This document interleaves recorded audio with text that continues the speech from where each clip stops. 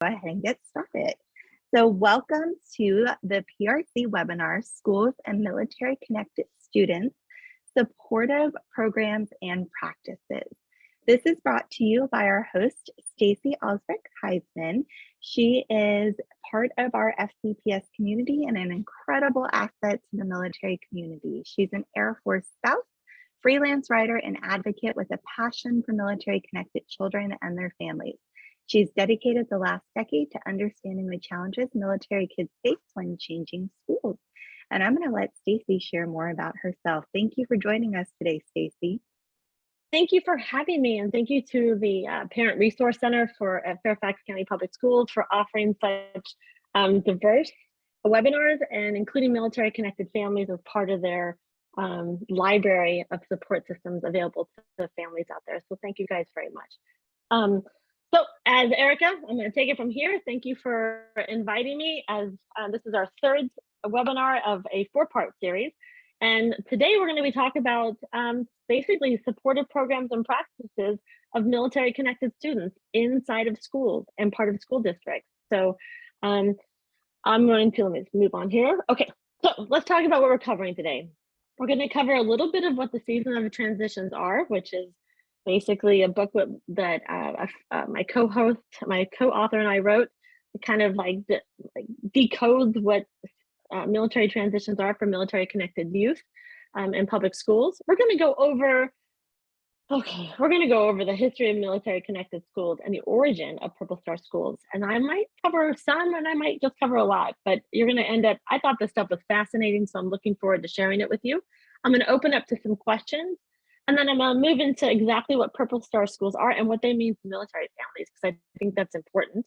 And kind of go over what the definition of military friendly is. I have some people tell me there's no such thing, but I think there is, and I'll share my case with you.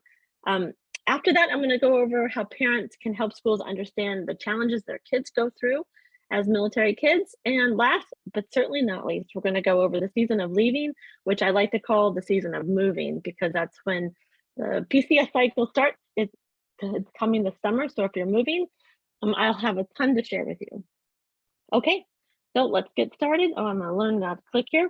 Hi, okay, so this is me. My name is Stacey Alsbrick-Heisman. I am a military spouse. My husband's been on active duty for over 28 years with the Air Force. I'm a journalist, I'm a book author, and my co-author, Dr. Amanda Tremillis, and I wrote a book. She's called Seasons of My Military Students, Practical Ideas for Parents and Teachers. She's living right now in Colorado Springs. She's a teacher herself. She actually has her doctoral in professional development for educators on military connected students. I'm a journalist by education and by occupation. And my niche, my sole niche, is military connected students and public education. I've probably written more than 200 articles to date on this subject, which says quite a bit. Over the last decade, I've given congressional testimony last year regarding school transitions during the pandemic for military families. I've also presented at MIC3, which is Military Interstate Compact Commission for Military Children. And also, I used to work for MSEC as well, which is Military Children Education Coalition. I used to be a parent educator for them. I've also dabbling into some studies right now. One that's called MAPS, which is Military Adolescents During Pandemic Study. We're looking at the mental health of adolescents who PCS through the pandemic. So that right there, that's me in a nutshell. I have moved, my family has moved 14 times over the last 18 years, and last 28 years. And my kids have transitioned through schools, at least 9 different schools to date. So I have a little bit of background about some of the challenges we face, families face when transitioning. So anyway, that's me in a nutshell. Pretty boring. Oh, wait, last but not least, I'm also working for FCPS as a family liaison. Honest to God, it's the best job I've ever had. I love connecting with families and military families at my two elementary schools that I work at. So kudos to Fairfax County Public Schools for offering such a unique occupation to be able to connect families to school. We love it. So, all right, well, let's get started. The seasons of transition. What the heck are those? I'm going to cover this briefly, but this is a concept in our book that Amanda and I wrote that we believe that students go through seasons when they transition, when they move from school to school. Each move and each school change initiates one of these cycles. And the seasons don't follow the school calendar. They don't. They follow the student. And it depends on when that student actually lives through that season, does it initiate the next season to begin. So I'm going to go over the cycle real quick so you can see it. Right now, many military families out there have orders or hints of orders or are waiting for orders, and we know we're leaving. We know we're leaving the location that we're in, and we say that we believe this is a season of leaving. We anticipate the move. We know it's happening. We are anxious about saying goodbye, and these are all things that come in the season of leaving when we're leaving schools. We have to say goodbye to our school system, our friends, our house, sometimes our climate, sometimes our country, sometimes our pets. We can't take them with us. There's all kinds of things a student thinks about during this season, and there's lots of stuff parents can do to support them. After the season of leaving comes the season of arriving, and that starts from the first day of school all the way through the parent-teacher conference. Then we move into the season of growing, which is usually the longest season of all. It takes a long time for students to and schools to understand the gaps and overlaps in academic, the social emotional challenges that come with entering a new school, and depending on the age, teens are very different than kindergartners. So their growing can take a lot longer for teens until they are fully integrated into the school, which we love this season. We call this a season of thriving, which is a really important season. That means we know our kids are okay. And usually this is when mom and dad breathe a huge sigh of relief that we're like, they're fine, until we know orders are coming again.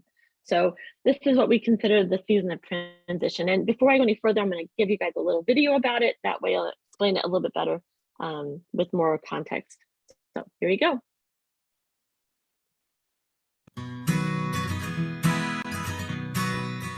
There are more than 1.5 million U.S. military kids.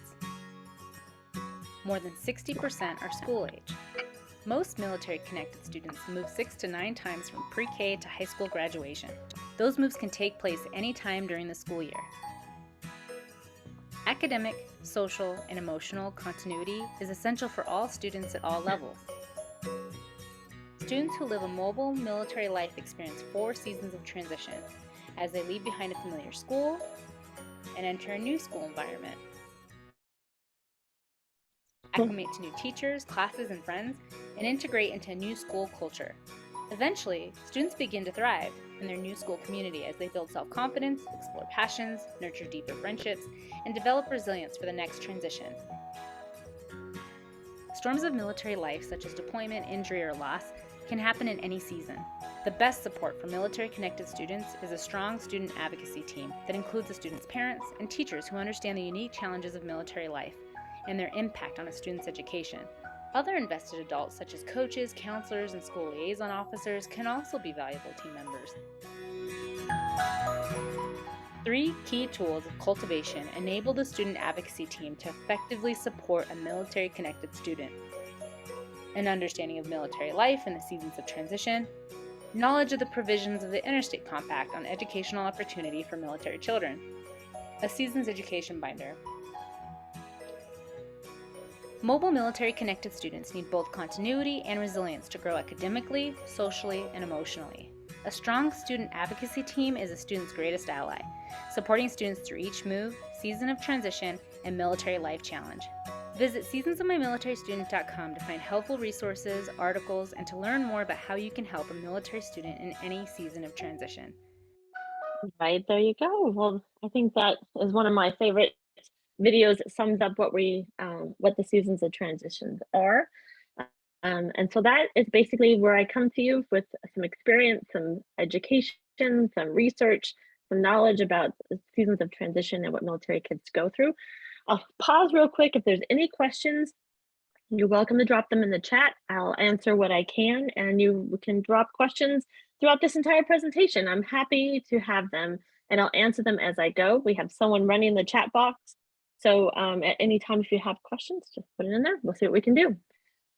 Just All a right. brief moment to make the Sure. comments that we Yeah. do have Stacy's book available in the PRC. We're happy for you to check that out. And we do have a question bank, so we'll save some of that for as we go along, because I think you answer a lot. Excellent. Okay. All right. So now I was explaining to someone the other day that I'm like, I think it'd be really fascinating if I understood and others understood what the history was behind supporting military connected kids. And, people think that it just started maybe 20 years ago with maybe MSEC or, month of military child. And honestly, the more research I did, the more I realized it's been a struggle, a constant yo-yo effect of supporting soldiers and their families, even before the Civil War. So I thought it'd be fascinating just to go over some just real basic stuff. And who knows? In a trivia night one day, you may be able to win a game if some knowledge comes out. So, all right. First of all, the first time that I could actually find anything about supporting military kids was in 1821, where there were the first schools that were located on a military post. And in 1860, just before, I believe this is just toward the end of the Civil War, General Winfield Scott issued regulations that provided education for children of soldiers with tax money levied from merchants, starting the first of the federally funded schools. So look at that, even even during the Civil War, they were thinking about soldiers' kids. And Education for All was the first act that was passed, and actually Congress passes this law and provides enlisted men with an education, but the War Department decided to include schools for children in that program, which I thought was interesting. I didn't add this in here, but in 1898, just like 30 years later, Congress actually stripped that education. It stripped all that funding for education in schools, which was a setback for many families and children. They could no longer, they had to operate separately. So children would stay in one location and parents would move on to their duty station without their families in order for the kids to be schooled. And let's see, in 1918, the first U.S. opened up its first school, when it actually was in the Philippines. This was the first school opened up prior to World War II. And in 1821, there were actually 171 schools on federally owned land, which is more than 5,000 students. I think if my number's right, yeah. I think, over 171 schools. So in 1925, schools were funded by the exchange, actually through National Recreation Funds, which I didn't know that. I thought that was interesting. And the very first military school, CONUS, was actually in Fort Bragg, called the Riley School in 1940, which I thought was fascinating too. Anyways, by the end of World War II, there were so many troops that remained overseas. And I'm just going to talk about 1945 and 46 together, because I think this is interesting. After World War II was over, we actually occupied Europe and much of Asia at that time. And in order for the military to keep their top brass overseas without their separated from their family or away from the United States, they actually, it was kind of like a trade. They said, if you bring my family over, and my kids, I'll stay. And this was kind of a way to keep families coming over and staying with and educating themselves through the DOD system, or Department of Defense, or called dependent schools at the time. But it was a bribe to basically keep soldiers in uniform overseas, was to bring their family and children with them. In 1946, there was actually 132 dependent schools out there. Dependent schools is, I don't know if you've heard of DDS, or Defense Dependent Schools is actually what it stands for. And the very first school that was post World War II that was on an occupied territory was actually located in Japan. I think it was called Yongsan, if I'm right. And in 1948, the War Department and congressional grants funded schools for more military dependents, or CONUS. And how did they fund that? This is the part I think is fascinating. And if you're a military family, you kind of laugh at this, but they were funded actually through Class 6 profits. And for those who are listening who don't know what Class 6 is, it's the liquor store on base. So as someone pointed out, I'm sure some schools were funded more than others, if you know what I mean. So anyways, in 1958, which some folks don't even realize that it's been going on for this long, that this federal law was in place. It's called the Federal Impact Aid. And U.S. Congress establishes this law to provide reliable funding to military dependent schools. And this was actually known as Section 6 schools, which I thought was interesting. In 1958, services actually operated their own schools. So if you can think how diverse the difference between an Air Force and Coast Guard, or Navy and Army, how different those services run their, themselves, imagine how they would run their schools. So in 1958, Air Force operates Air Force schools and Army schools on their bases. It wasn't until I think somewhere in 1973, if I'm right, local schools started to gain control back from the military-run schools. And in 1976, DoD takes control of all military-funded schools.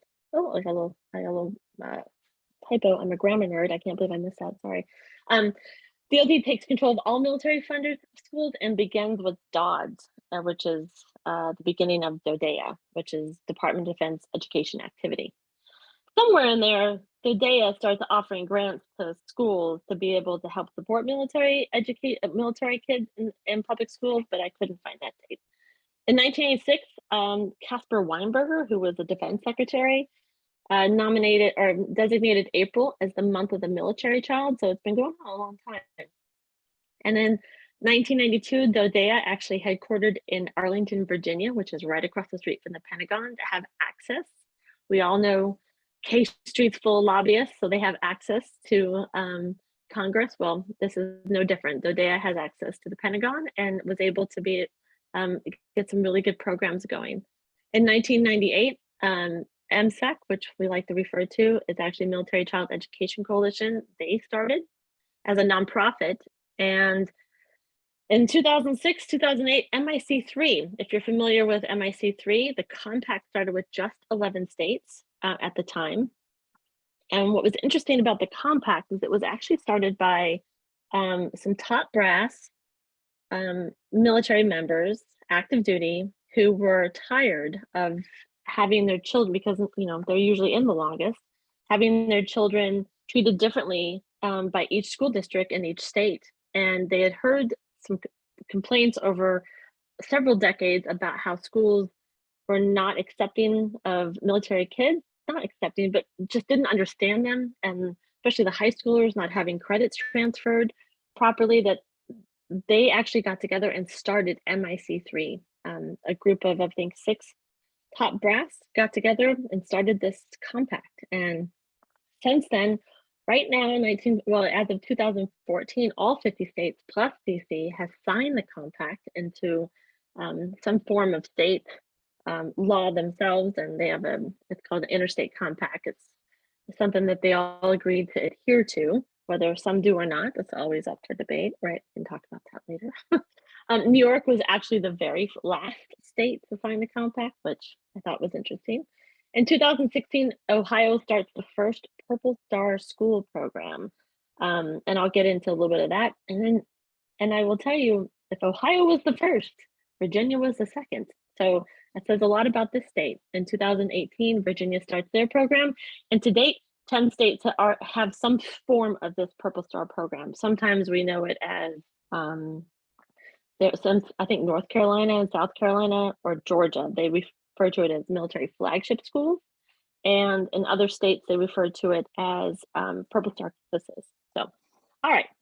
I just overwhelmed you with a bunch of knowledge, but it gives you an idea how long military children have been a part of the school district, and some of the ways back from the Civil War that they've kind of yo-yoed back and forth of what type of support they get, how they fund it, how they address it, how they support soldiers and their families eventually. So, all right, I think I'll stop here and see if there's any questions before I move on to Purple Star Schools and the origin.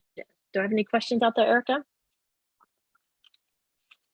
All quiet. Everyone's taking it in. So, thanks for sharing that history. I think it's interesting to see why things are brought about and how things are evolving because, we have so much support now, but we're always trying to improve and get better. So, we're all a part of that, Right. whatever that next phase is. Exactly. It just shows it didn't start yesterday. It's been going on for a long time, and we're all trying to figure it out as we go. And I love all the programs that are out there now.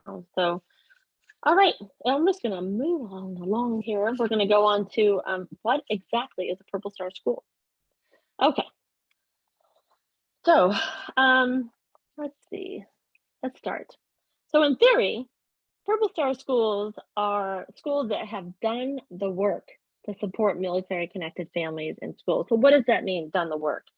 Um, to me, that means, at least personally, that means that they have taken the time to understand our challenges, our lifestyle, and the unique challenges that we face when we do transfer schools, whether that be sometimes geobatching, whether that means PCSing with a injury, that could mean having a high schooler who has different transcripts, a high schooler that comes from overseas, who's gone to an American school, international school in Africa, has come here with an IB diploma, thinking in hand, and people don't, and schools not accepting it. There's all kinds of interesting things, but to me, a school has done the work to understand the challenges and are open to the flexibility that military kids need when they move into school, plus the support that they need socially and emotionally, aside from the academic part. Once a military family, has orders to relocate at PCS, we know finding that right community and the school for their kids is, honest to God, it's the very top of our list. And we will leave no stone unturned when we go to find the right schools. And sometimes, at least now, if we look and see a school has a Purple Star designation, we know they get our kids. At least in theory, that's what we want. We just want them to understand us. That's what I believe the goal of the Purple Star schools really are. All right, I'm going to tell you a little bit about the history of them. They were actually started in Ohio by actually a friend of mine. His name is Pete LaPiba. He is actually the MIC3 commissioner for Ohio, and he's been on, I don't know, I think over 10 years, I think more than 10 years. He's been in since 1912. He's been that commissioner, and he's a Navy veteran. He wanted to create a way that schools who are already doing the work, right? So already schools that are supporting military kids and those who wanted to support them, he wanted to create some official mechanism that would allow them to be rewarded for showing their support and doing the work behind it.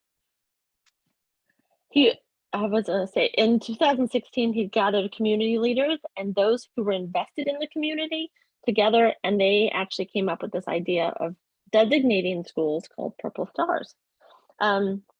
The Purple Star Award is given to military-friendly schools that show a major commitment to families connected to our nation's military, and schools that earn this award received a Purple Star designation as well on their website, but also a link to Ohio's Department of Education homepage.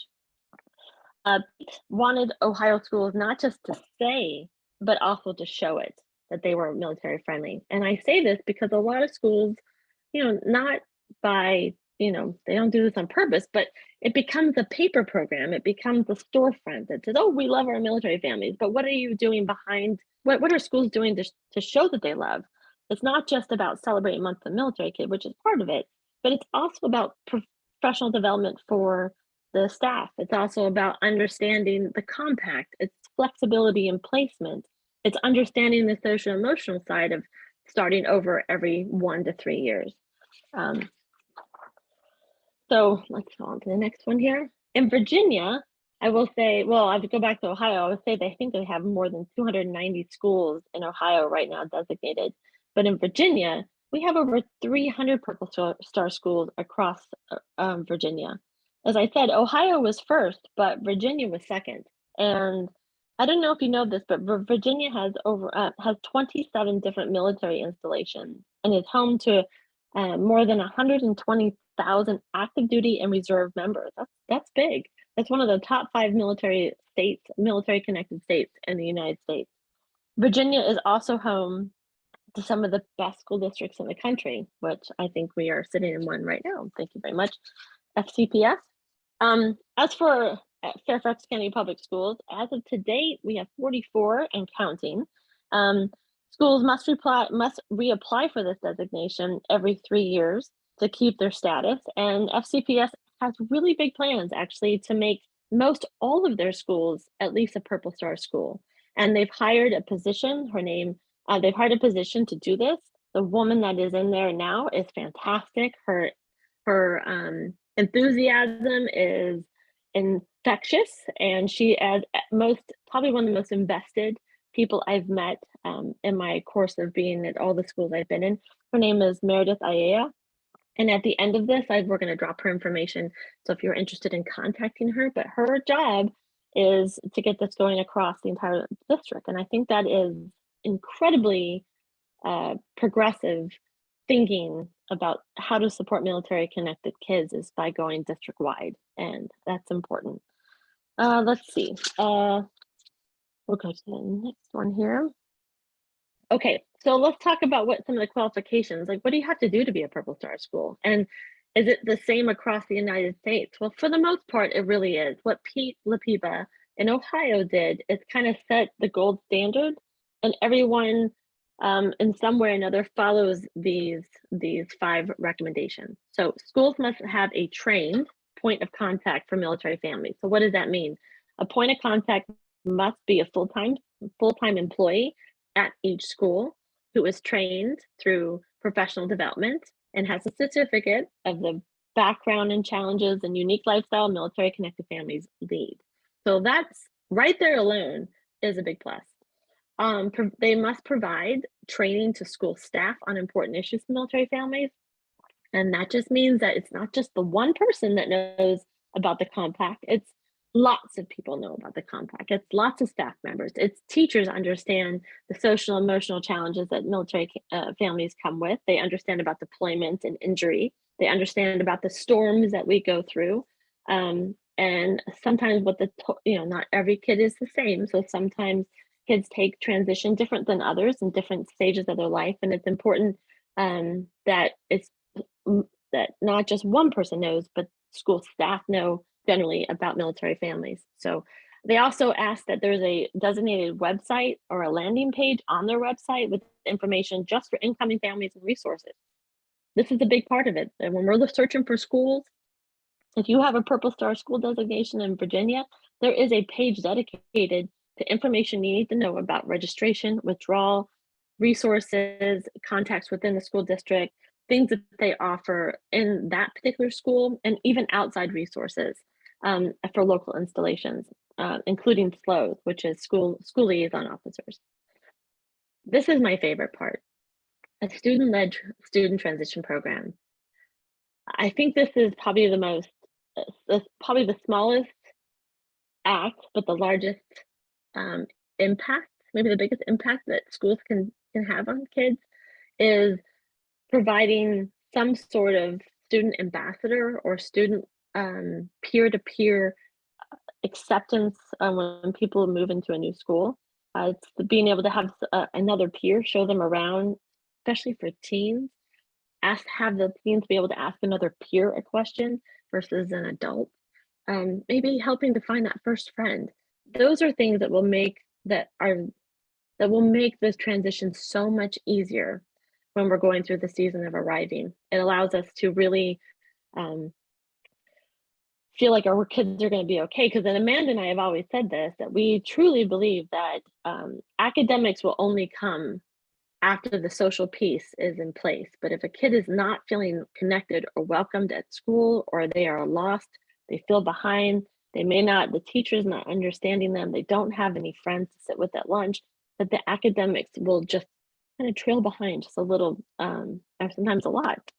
So this is why it's important. The student-led transition program comes with every single Purple Star school qualification. Division-wide activities. So this doesn't have to be MOMC. I'm sorry, I just should have spelled it out for you. It's Month of the Military Child, which is in April, which is coming up. But that's just one of that. They don't have to do something like that, especially if you have a school that only has 10 families or one family. You don't have to do this, But a proclamation is something that you can do, a statement, you can do small things throughout the year. Even Veterans Day kind of does this too, can incorporate this, but it must be a division-wide activity. So those are the 5 qualifications for Virginia schools. So what if your school isn't a Purple Star school, but they say they're military, but let's go back. Say their school, you have to look at what is the value for Purple Star schools to military families, because that's the part that I think all parents are looking for. Um, to me, like I said, this it's more than a paper program. If you're in a Virginia and any Purple Star school for the most part, you have to do the work to get the red designation. And not only the work actually puts structure and standardized approach to military kids, and that's really what parents are looking for. It raises awareness to school staff about some of the challenges we face academically and socially, emotionally, that our kids endure. And it also ensures that programs and policies continue after, say, sometimes these programs are run by PTAs or by temporary staff. And when that person leaves, the program leaves with them. To be a Purple Star school, that that it's going to continue no matter who has a job there or who's volunteering. It fosters diverse and inclusive supportive environments. Things like, student-led transition programs really is about empathy. It's about understanding what it's like to be a new kid and putting themselves out there. And it's inclusive, and that's the part I really love about what Purple Star schools really do for our kids in the long run. But what if your school isn't a Purple Star school? I mean, what if? And they still say they're military friendly. Well, here's what to me military friendly actually means. It means they are aware of what we're going through. They understand the compact, they connect and support us. They offer professional development not only to their staff, but also to parents. Workshops that help them understand transitioning with new kids and transitioning out of the school district as well as in. And also a place where parents can connect, because sometimes if I moved through 2020 through the pandemic, and I will tell you, it was one of the loneliest transitions I think I've ever done in the 14 moves that I've made. It was by far the hardest. I could not connect them to other parents. It was just too difficult. And this is something that I think schools can take a bigger ownership in. And as a military friendly school, this is one of the ideas. You have community buy-in, which means everyone understands and supports understanding what military families go through. And this is the last one I'm going to leave you with on this Purple Star schools. Supporting military families really supports all families, because if you're supporting with policies and programs the vulnerable, and you're lifting them up, and military families are not the only vulnerable populations in your school. Offering a student-led transition program to all new students will help them as well as new kids like us. And so these programs are there to not only help military families, but State Department kids, other types of foreign governments that send their families here. They can help them. Also, it supports contractors, kids who are part of contractors or family or contractors that move state to state, or just even business who have highly mobile lifestyle with their families. This is a great way to support them. Okay, so how can parents encourage schools to become Purple Star schools? Well, you got to know your population. Know if you have a high military population. This is something that you need to know. You can ask your registrar, or you can FOIA documents if you need to. You solicit support from parent groups like the PTA. Sometimes the stuff takes a little extra funding, and that's where you can probably go to see if you have that, see if money is there. You can gather research. Erica is going to send out a bunch of links later on for resources, and I've dropped some great resources of research that says Purple Star schools do make a difference. And that's the one you want to latch on to when you go to talk to your administrator about becoming a Purple Star school in Virginia or wherever you move. Florida just enacted, by the way, this through their state legislature, that Purple Star schools are it's part of the law. So you can designate there's schools throughout Florida that are also following in this track. And again, supporting military families, it's not a privilege. Supporting us supports all. we're not asking for handouts. We're not asking for extra stuff. We're just asking to be raised to the same level as everybody else. And sometimes we just need a little help. And I think that's what Purple Star schools do. So that ends my presentation about the Purple Star School. And I was just going to stop and see if there's any questions. I'll happy to take them if there is. If not, I will just move right along. Erica, what do we have? We have some fantastic questions about Purple Star schools, and I think some really great input that I'm curious to hear your thoughts are. So one of the questions is, how might a school that is not a Purple Star school access what you call the landing pages for military families and be able to perhaps pull some of those resources to share with families? Oh, interesting. Okay, so I right now, at least in Fairfax County, I know for a fact that there are 44 Purple Star schools in Fairfax County. So that's a lot. And the two schools that I currently work at are Purple Star schools that I actually run their landing pages. So I guess if I'm hearing the question right, it would be to find a Purple Star school, they should have a link on their webpage that says military families here, and you click on that, and then you should have a list of resources. But I will also say Fairfax County Public Schools does a fantastic job of designating their own platform, multiple links, multiple pages, supporting military families moving in and out of the area. So if that's something maybe I suggest that you look at is the Fairfax County website, Fairfax Public School, Fairfax County Public Schools website. That's where I suggest you start. Or better yet, send me a message. I'll give you my contact information. I'm happy to help you with those resources and get you started. Perfect. And Mary Beth just included in the chat. And again, we'll send that out. If you're watching this on YouTube later, we're happy to send you these resources. Just email us at prc@fcps.edu and we'll make sure we get that to you. Another idea from this person was, is it possible for a Purple Star school to mentor a school that's not yet been designated as Purple Star? Does that happen? Is that idea in the works that you know of? Well, kind of. I think that's interesting that you said. I love the idea that mentor, but I will say Meredith Ayat, that is her goal.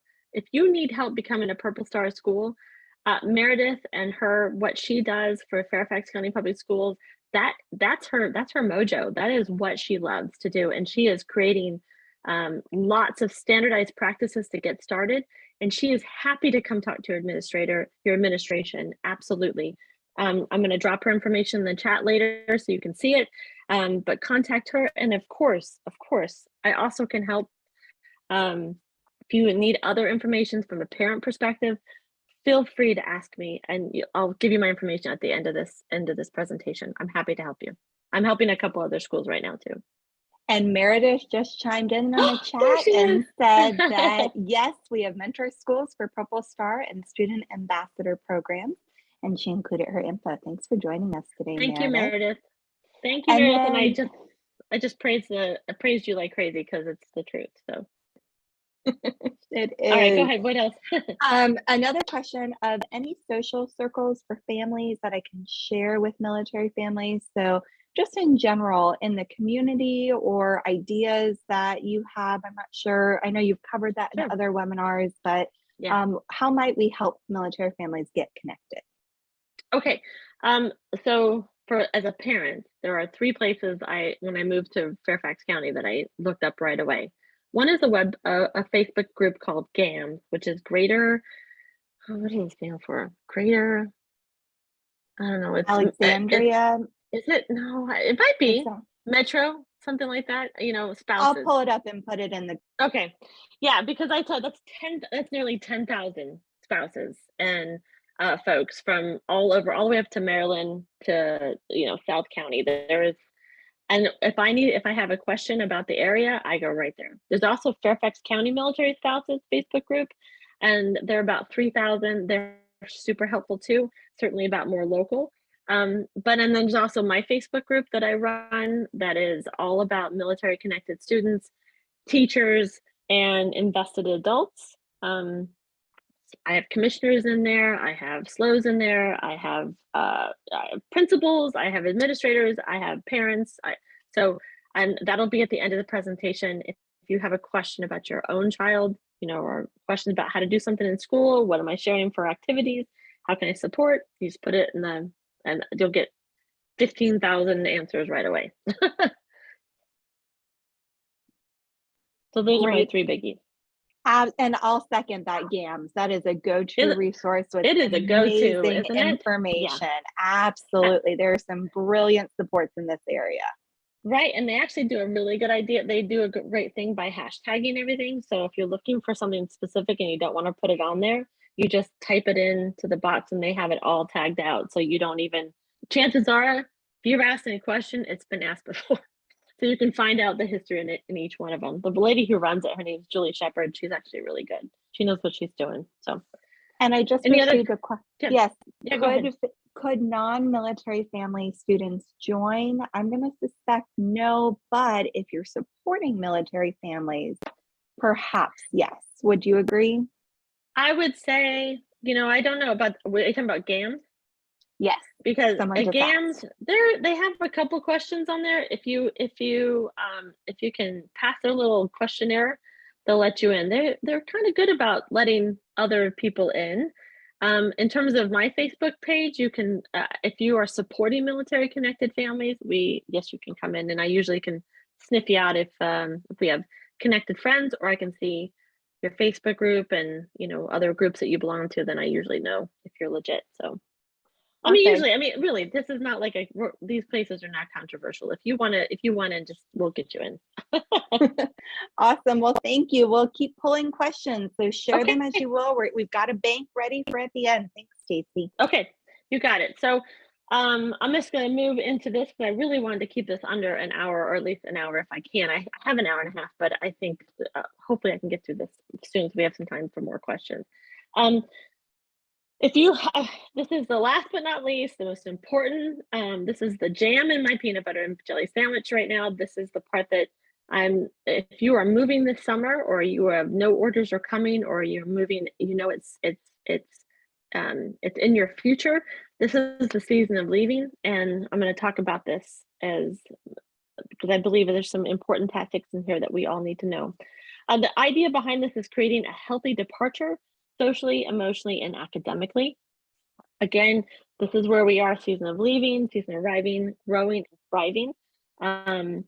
If I just wanted to refamiliarize with the cycle that comes. If we're in this, you're hoping to get the season arriving on the first day of school. All right, some of the things that we're going to talk about really quick is strategies and tools. We're going to encourage parents and teachers to understand the compact and what it covers. I've got a video for you to watch at the next slide. The idea is to complement the compact, which is the MIC3, the Military Child Compact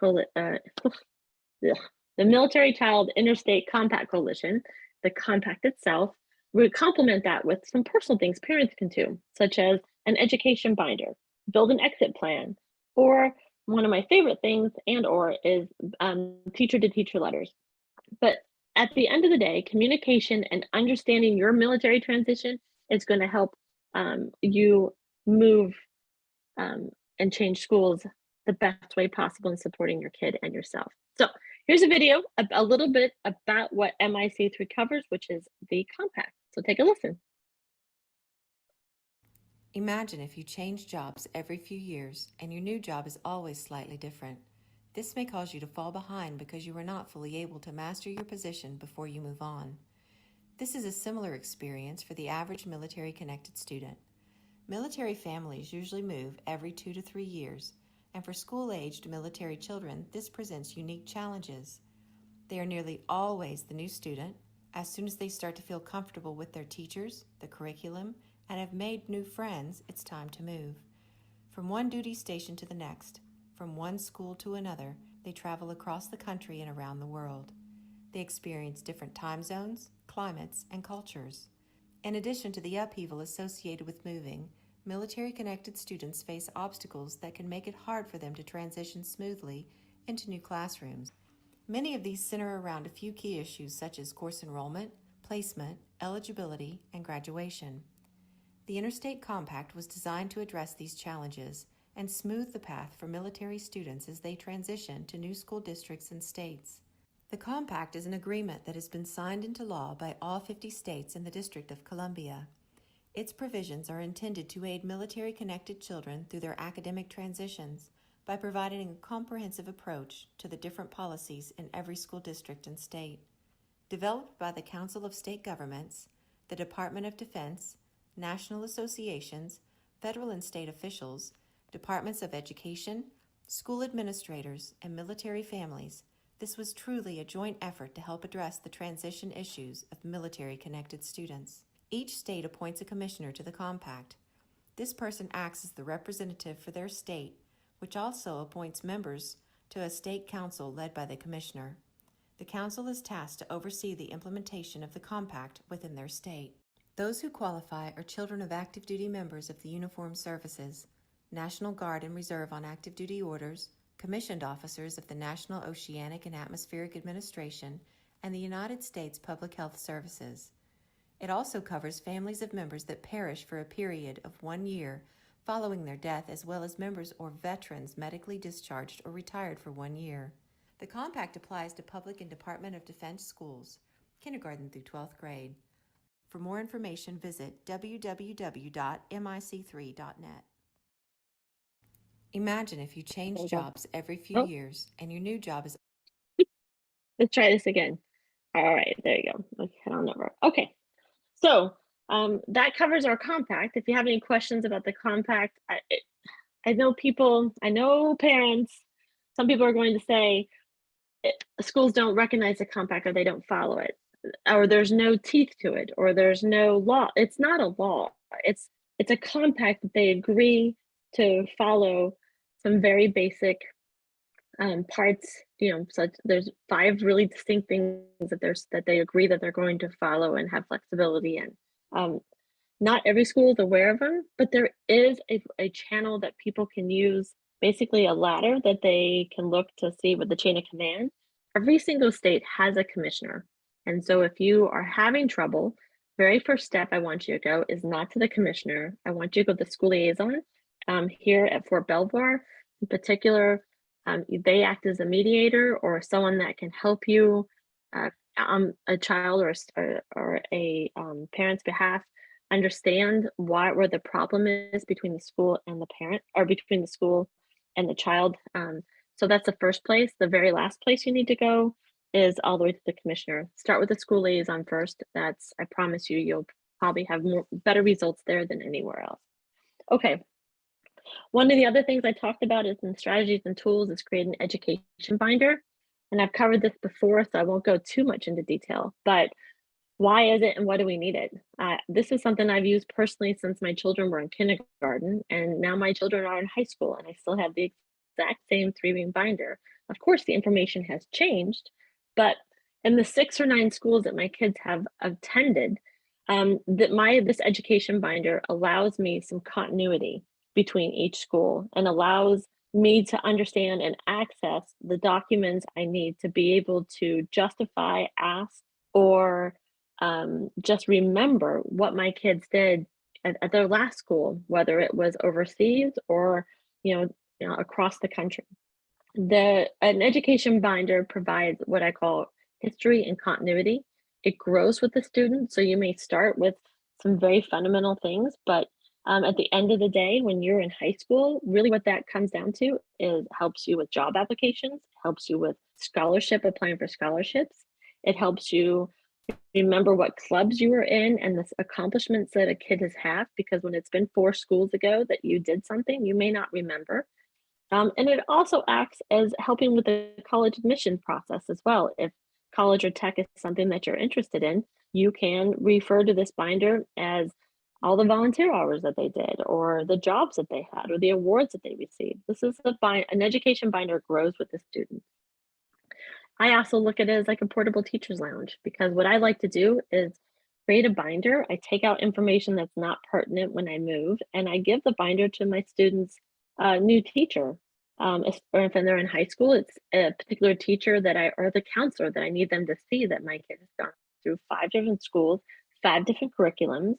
There's gaps and overlaps in their learning, and I need them to understand that before my son gets too far down the road and is missing some foundation stuff, maybe this is a good refresher, something that they need to go to, the teacher needs to spend a little extra time with, or maybe there's a resource class that he can take before, that they didn't know before. You know, as military families, we are not privy to the portable to teachers' lounges where they go, oh yeah, I've had little Johnny's sister last year. I know exactly what, you know, I know the mom. Yep, I know the family well. They're a legacy family. They've been here forever. We don't ever have that. People who have no idea who we are. So that's what I think. This is our way of telling the child's story through each move. Anyways, like I said, I try to meet with the teachers before we move to get their take to see what goes in there. And what I do put in there is everything on the left, which is report cards, and not just 1 year. I put 3 years worth of report cards. And I keep their 504s or their IEPs also in this binder so that I have easy access to it. If they are gifted or have identification, and they have been identified as gifted, what documents or evidence do I have that they have? I take their worksheets, all their standardized tests, which I get into a little bit before, any enrichment services that they've had, because everything is handled differently state to state. I'll just say this, if you are gifted in one state, you assume your child is gifted in the next state, but that is not always the case. For military families, the compact covers that, and they must offer the same services at the next state. But every school district has the right to retest. It's just a matter of when they do that. But for instance, the IQ, like if you have an IQ test done in one state, say, I think Fairfax County, I don't know what it is now. I think it used to be 128. But in Florida, you have to have a 135. And so does that mean you're no longer gifted if you move from Florida to Virginia or vice versa? So just remember, every state handles stuff differently. That's what education is. It's state run. So it's important for you to bring any documentation that you have. That includes, things like standardized testing, conference notes, graduation requirements from the last school. Work samples are super important, especially for the younger kids and for the older kids. Samples of essays that they've written that were really good, or maybe some that weren't, that kind of show where they need help. Volunteer hours, and of course, I always put in my binder a copy of the compact where I highlight the individual provisions that actually pertain to me and my children, so that when I go to register my kids at the new school and they say, nope, sorry, I can't accept your hand carry records, I say, well, looky here, there it is. I highlighted this for you. Yes, you can accept my hand carry records. Or nope, sorry, we're not going to put you in that class. Well, yes, you are going. You have flexibility in placement. That's what the compact says that schools can have. So, anyways, that gives you a little bit about the binder. I think it's important. If you need more information about that, there's lots of links I'm putting in so that you guys can follow that. You can always ask me questions about it as well.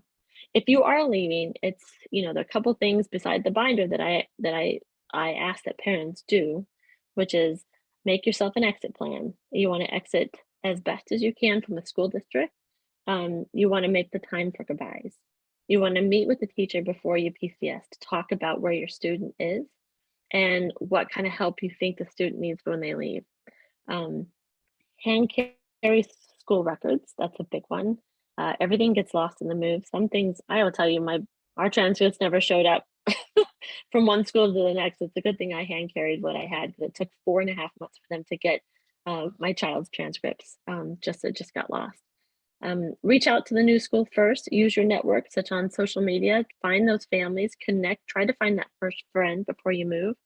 MFLEX or military family life counselors and school counselors, they can offer things like lunch bunches for your kids, talk to them one-on-one, create peer groups with them, create groups that are of other kids who are moving, so they can share the same, they can share stories, they can talk about things that are bothering them or fears that they have. Really rely on your MFLEX and your counselors, make contact with them, contact the school liaison. You can do it here if you need to. They're really great. Fantastic office, or you can do it at your new location. They're all trained the same. They all know what's going on, and they know about their local school better than most people. So that's the first one. That's an important one. Project the positives, because I'm telling you, your kids are watching you. So if you're nervous, anxious, upset, they're going to just feed right off of you. Uh, you got to give them space to be sad too, and just acknowledging their sadness and maybe showing a little of it yourself allows, a bond that they are able to share that stuff with you. But keep in mind that if you are angry about the move, chances are they will be too. Let's see, don't forget your education manager, and of course, look for those purple star schools because they're out there. And last but not least, I'll talk to you about the teacher-to-teacher letter. This is kind of one of those little extra tools that we put in there that I've used multiple times. I've used them for reference letters. I've used them as an example. My son was trying to get into science Olympiads here, and you needed a teacher recommendation. Well, of course, he doesn't have one because we just moved here. And he was worried. And I said, no, let me go back to the binder. And I grabbed a letter that I had his prior science teacher write about him. And we used that letter as his teacher recommendation, and the school accepted it. And I thought that was awesome. So anyways, it can go through elementary school through high school. We asked the current teacher to write a letter to their new teacher, their future teacher. It sounds a little weird, but we kind of like the idea of you're just a teacher to teacher communication is always so much more effective than a parent perspective. It just is. The child things you can talk about or have them address are things like the child's learning methods or insight into particular behaviors, class academic strengths, but also academic weaknesses. Make sure you get a balanced picture of your kid. Classroom accommodations, if there are any. Notable growth in certain subjects, maybe that's a growth in reading that took place or something the teacher noticed. Those are always fun. Those are just insights. The inside scoop is what I like to say. Learning style preferences, relationship with peers. Are they leaders? Are they introverts? Or do they need help in integrating into the classroom? Is there certain classroom behavior that needs to be addressed that maybe the teacher wants to touch on? Anyways, most important part of this letter is you must give the teacher lots of time to write this. Teachers are overwhelmed, underwater, and are barely getting through this year. And you need to show kindness, and showing kindness shows giving them time to do the work, to write this letter thoughtfully. So I ask that you give the teacher, if you know you're leaving, 6 to 8 weeks before you leave town. All right. I think that pretty much covers my presentation today. Oh my goodness. I hope I didn't overwhelm you too much with all my variety of information. But listen, if you want to learn more about seasons of transition and how to support military connected students from a parent and a teacher perspective, there's my book. And it's offered at Military Family Books, which, by the way, specializes only in military family books for military families. They've got some really great stuff out there too. My Facebook page group that I discussed earlier is right there. It's called Seasons of My Military Student Parent and Teacher Group K through 12. So this is my information. You're welcome to take a picture of it. This is my personal email address. I'm happy to take any questions or help you at all in any way. And then, of course, below is my work email. You can email me, and that is my work phone. It's a mobile, so you can text me or call me if you have questions about stuff here at Fairfax County Public Schools. So that's it. Thank you for joining me. I really appreciate it. And I think Fairfax County Public Schools are really doing an amazing job trying to get the word out about military families and supporting them. And I look forward to what's going on in the next couple of years. So thank you for joining me. Wonderful. Thank you, Stacy, for all of that information. So we do have a few questions that we've been keeping track of. We do want to give you an opportunity if you want to send more of those in. First, though, Stacy, we're going to have Meredith Ayala just have a moment to introduce herself. That way they've got a connection with you. Yes. And now, Meredith, if you can please share a little bit about yourself and what you're doing, we'd appreciate it. Then we'll come back for question and answers. Awesome. Thank you so much. My name is Meredith Ayala, and I'm a family partnership specialist. And one of my roles is supporting military connected students, supporting our military families. I work very closely with the school liaison officer, and I'll be able to share her information as well at Fort Belvoir. And she supports military families across the county. So not just families that are assigned to Fort Belvoir. Military connected myself. So I moved all around the world when I was a youth, to 9 different schools, and my husband is a retired Marine as well. So this is, just like Stacy, just a passion for me to really work on supporting our schools as they work harder to support our military families. So I'll drop my email in the chat again. Feel free to reach out to me anytime. Stacy mentioned about the Military Compact. So if you have questions about that or concerns, feel free, either, Kristen, who's the school liaison, or myself. We talk daily, and it would be my pleasure just to connect with anyone. Thank you, Meredith. Thank you, Stacy. So now we have a couple of questions, and just a reminder, we will be sending all of these resources to you via email, and we're happy to do so if you reach out to us if you're watching this on YouTube. So Stacy, we've got a couple of questions about PCSing.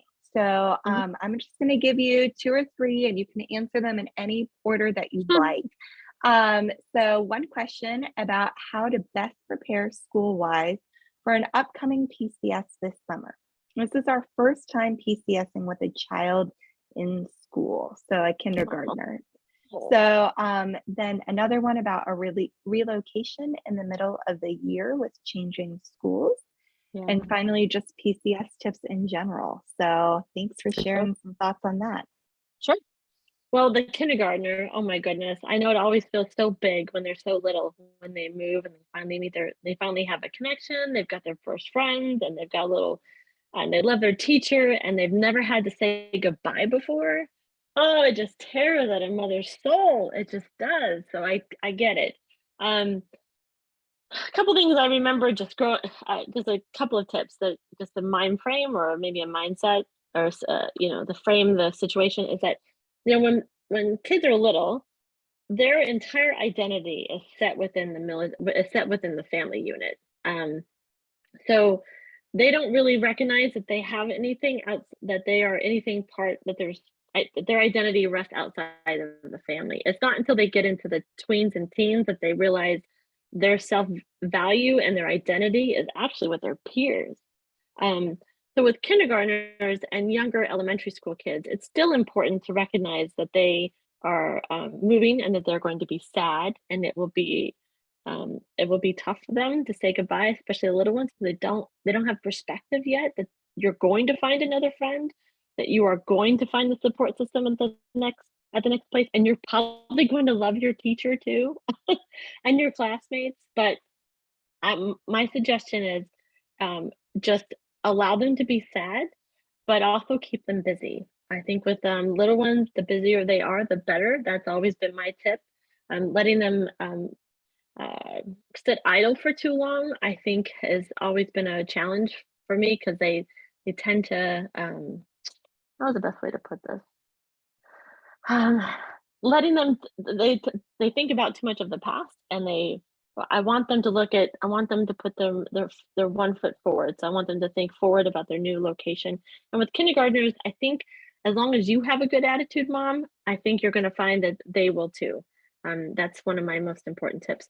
Also, I usually make an adventure out of every PCS we go on. So I usually plot my location from where I am to my next, and I call, with my kids, I used to call it park hunting, where we would hunt for different parks, whether it be theme parks or, really cool parks in different places. We would do that. We were also, everywhere we go, we buy a Christmas ornament, and we collect them, and our Christmas tree looks like something from around the world. It's very fun. It's a tradition we've always done. Those are always some PCS tips that I have, is just making it an adventure.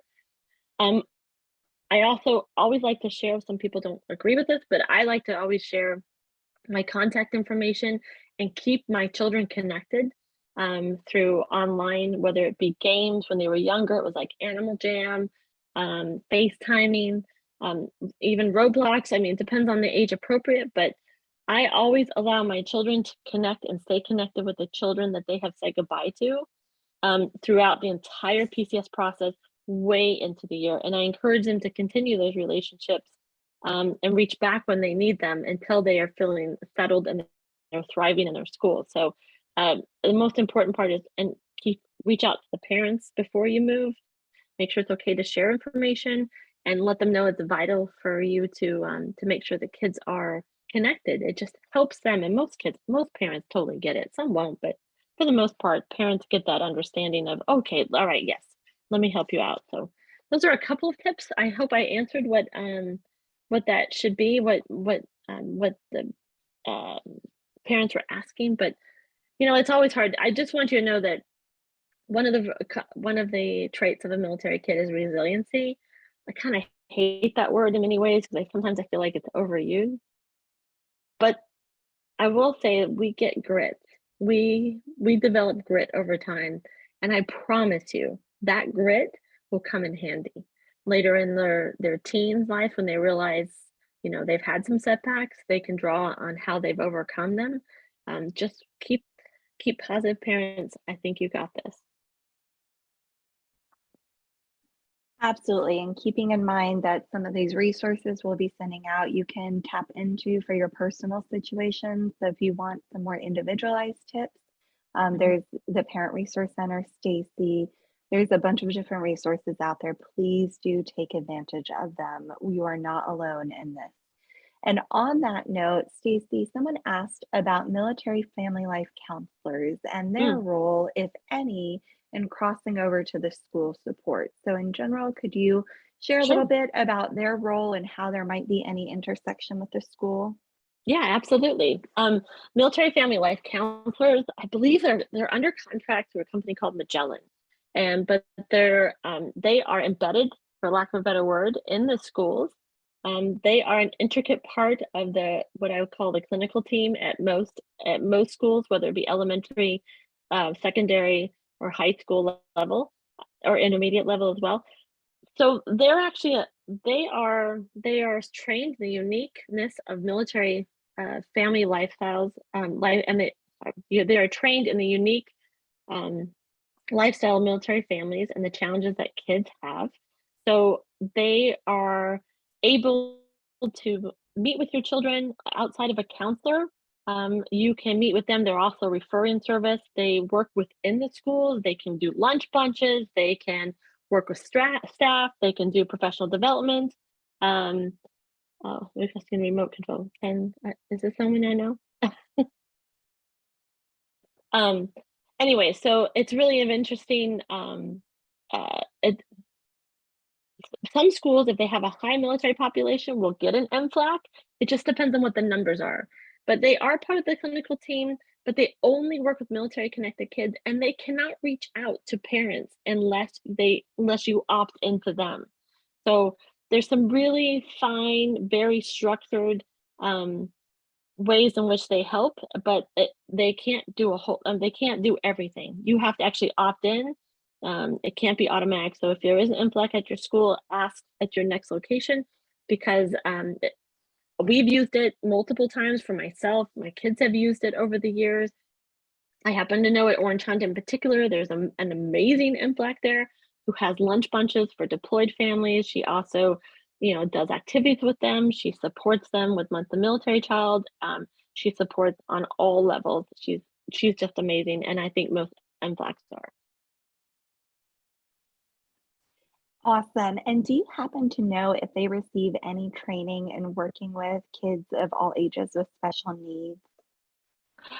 Yes, they do. I actually know that they do receive training.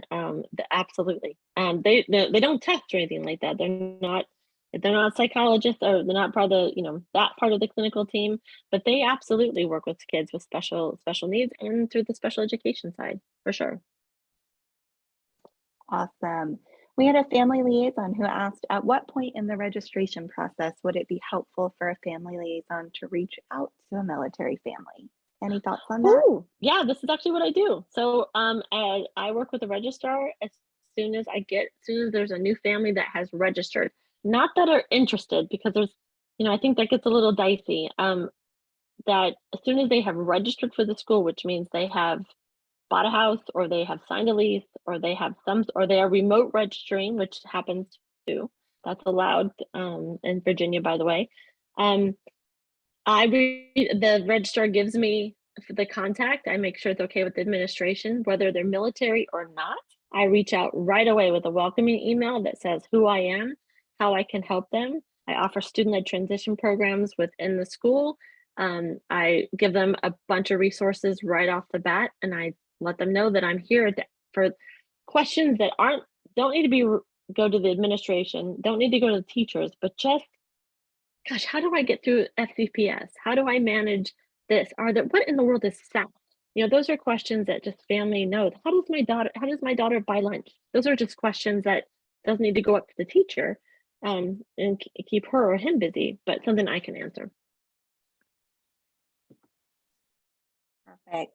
And if you have any feedback that you want to give to the school, either as you're entering or as you're leaving, or should you encounter any challenges with the special education or MIC3 or anything else, what suggestions might you have for giving that feedback and getting that support?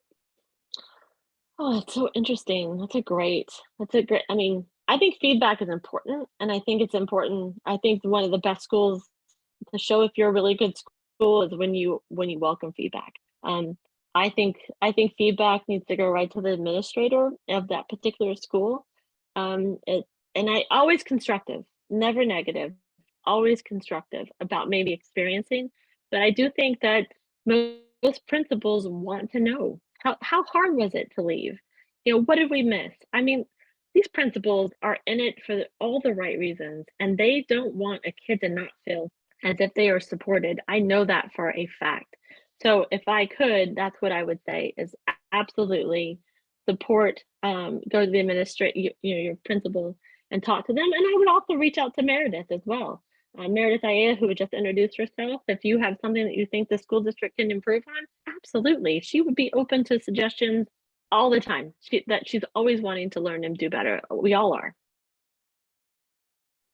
Absolutely. I think that's what is really unique, even about our role here at the Parent Resource Center, is we're Yeah. literally here to help navigate when there's a concern. We can help connect you to the right people. And you are one of those right people, both of you ladies. Thank you. So another question that came in is support available for federal employees who relocate regularly? So non-military, can they benefit from the military programs? Sure, and that's the other part I said before. Helping military families helps all families.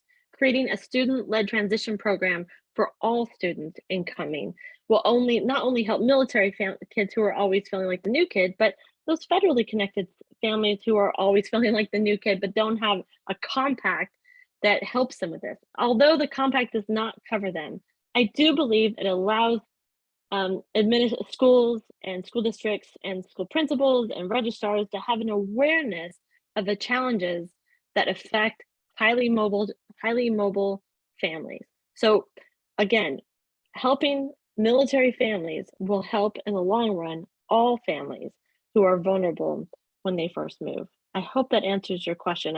I mean, if I could, I think Purple Star schools kind of should encompass everybody, but I think in generally they do. And I think that's what we can see. Absolutely. We're always trying to be aware that we have a lot of people who are transient in this area and that there's additional mental health needs and awareness to the unique challenges that come with that. So, again, for individual situations like that, please do reach out. Please help us to support you better because that might support others better as well. It looks like that wraps up our questions, other than a few that might be a little more personal in nature. So Sure. again, Stacy is available, the PRC is available, Meredith is available. We are all more than happy to support you in any way that we can. And we just want to thank you, Stacy, for bringing all of this information to our families today. And we're excited to see what comes in the next chapter that when someone else is sharing about the history of military support in schools, they're going to add some of this stuff that we're thinking about right now. Right. Please do share your feedback. We included a link to our evaluation. We'd love to hear what was helpful about this webinar. We have one more part in this 4-part series on military webinar support from Stacy this year coming up. We do encourage you to keep an eye out for that and register. And if you'd like to catch her other 2 webinars, you can watch those on our YouTube channel. So thank you all so much for joining us and for your service. And I hope everyone has a wonderful rest of the day. Thank you. Thank you, guys.